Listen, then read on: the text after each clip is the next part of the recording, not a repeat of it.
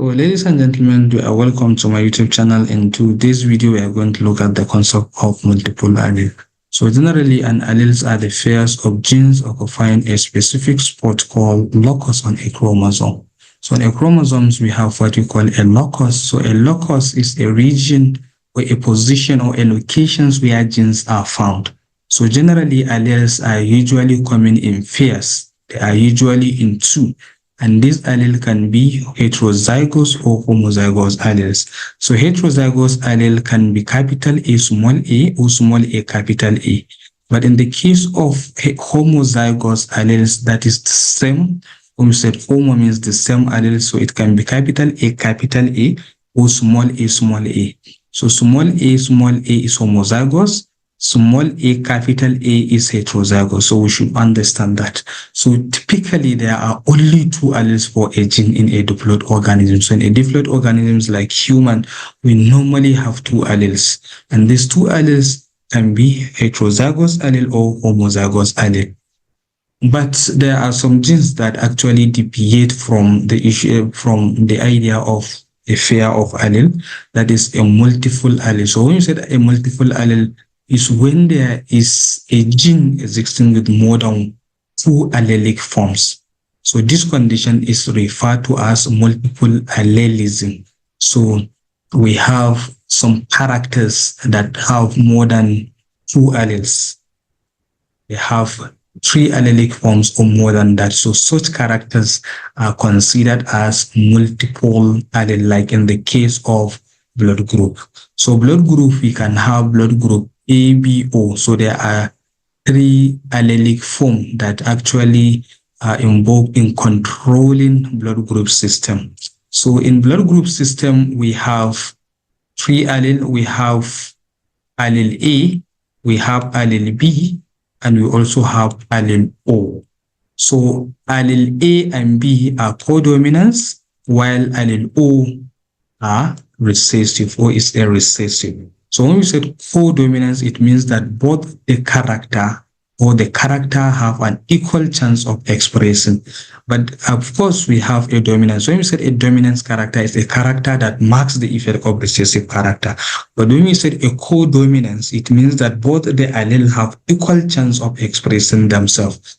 Like, for example, let's look at the blood group A here.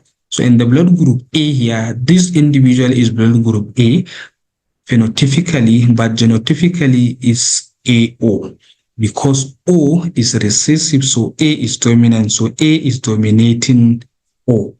But in the case of blood group B, we have, like, this individual is blood group B, and the O here is a recessive character, so that is why B is dominating O.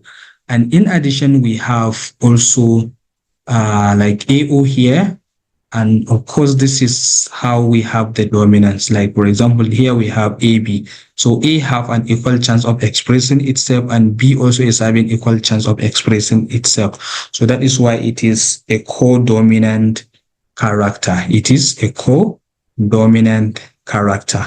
But in the case of BO and OO, O is completely recessive. So you can only have an individual blood group O when both the genotype are OO. So if both the genotype are OO, that is when you are going to have that character. So you can only have blood group O when you have OO genotype. But if you have BO, O is recessive, so B is dominant. So then, so this is actually blood group phenotype, genotype, and blood transfusion. So you see, you can have a phenotype. Someone can have a phenotype A, but the genotype can either be AA or A. And this one, without any superscript, without any subscript, it means that it is O. So that is the genotype AO. This arrow is actually reflecting like a gene. So this is gene AA. We have, in the first one here, we have gene AA, and here we have gene A, and this one is gene O. So that is why there is nothing here. So this means that it's gene O.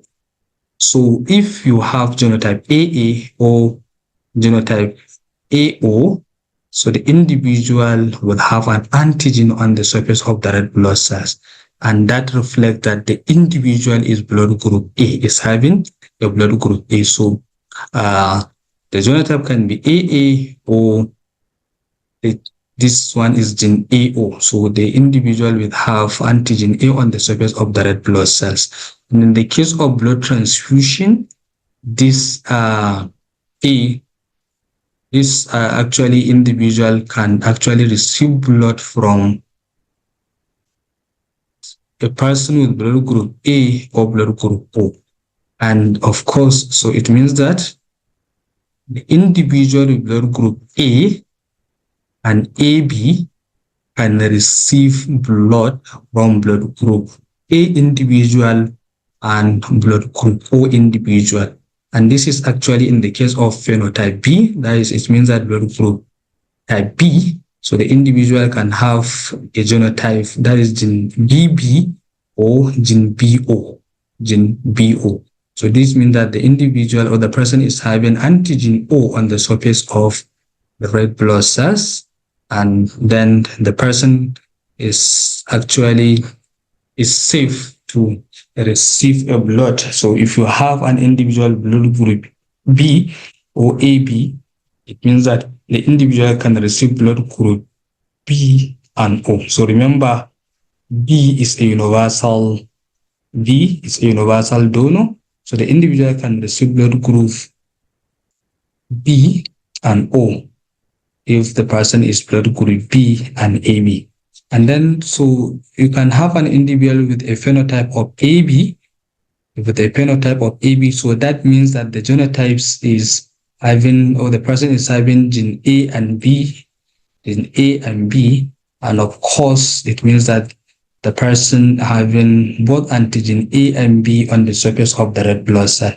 So as a result of that, the individual, because the individual is AB, so it means that he can receive blood from all other blood group types. So this is actually the blood group types that actually consider as a universal acceptor, because it receives blood from all other blood group individual, whether the person is blood group A, whether the person is blood group B, AB, or O, because the person is having antigen, or both antigen A and B on the surface of the red blood cells.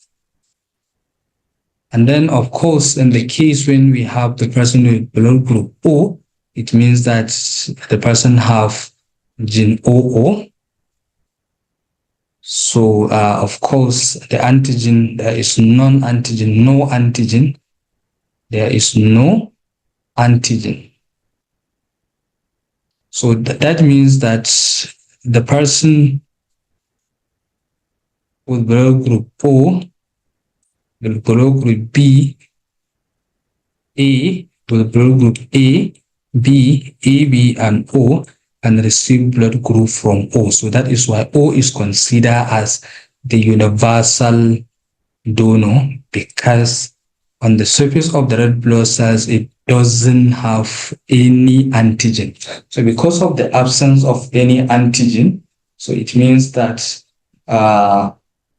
someone with blood group A, B, AB, and O can receive blood from blood group O individual. So that is what describes this table, which is very important. So then what actually make one blood group differ from one another? So of course, if someone is having antigen A, of course we can see that here from A here, it means that the person is having N-acetylgalactosamine on its red blood cells. So that is why the person is having blood group O, because of the presence of N-acetylgalactosamine. And if someone is having blood group B, it means that it's because the individual is having galactose on the surface of the red blood cell.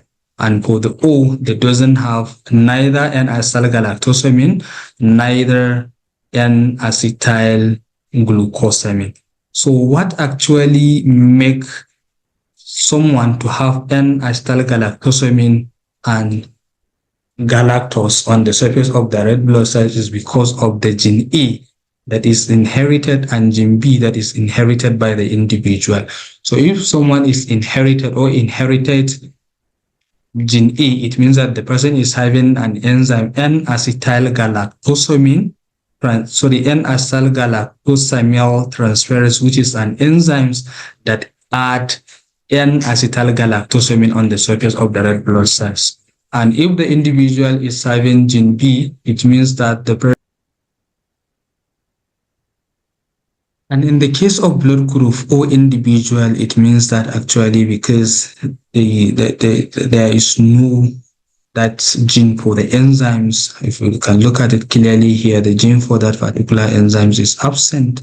So no enzymes here, no galactosyl transferase, and no N-acetylgalactosamyl transferase. So that is why none of N-acetylgalactosamine and N-acetylglucosamine is added on the antigen of or on the surface of the red blood cells of an individual blood group O, and that is why the individual have blood group O. So that is actually what makes the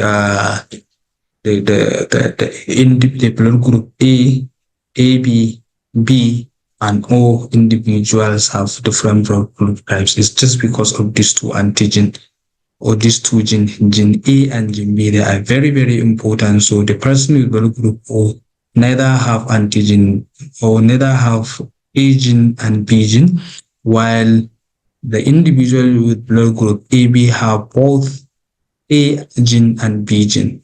So ladies and gentlemen, I hope this lecture will be of importance. Thank you very much for comment and subscription to my YouTube channel. Thank you very much. Please subscribe if this is the first time you are coming to the channel.